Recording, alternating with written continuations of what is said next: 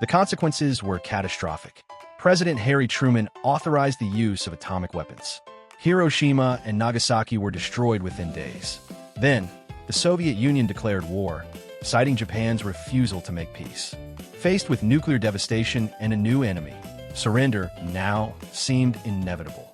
But even then, some leaders believed the Allies were bluffing, that Japan had been struck with the last atomic bombs available, and that holding out might still force better terms. Japan proposed surrender, but with conditions. The emperor would remain, Japan would disarm itself, the home islands would not be occupied, and there would be no war crimes trials.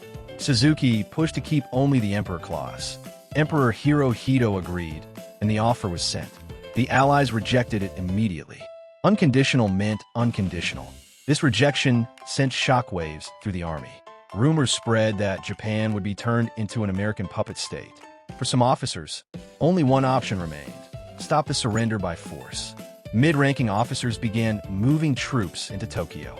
Their plan was radical, but not unprecedented. Throughout the 1930s, Japan had endured repeated coup attempts as the army, navy, civilian government, and emperor struggled for influence. Most of those plots had failed, but participants were rarely punished severely, especially when the public sympathized with their nationalist motives. In 1945, Major Kenji Hatanaka emerged as the coup's leader. He approached War Minister Anami for support. Anami neither endorsed nor stopped the plan, a silence the conspirators took as approval. The plot was bold. They would seize the imperial palace, secure the emperor, and control the surrender announcement. If the emperor supported them, the coup would succeed instantly.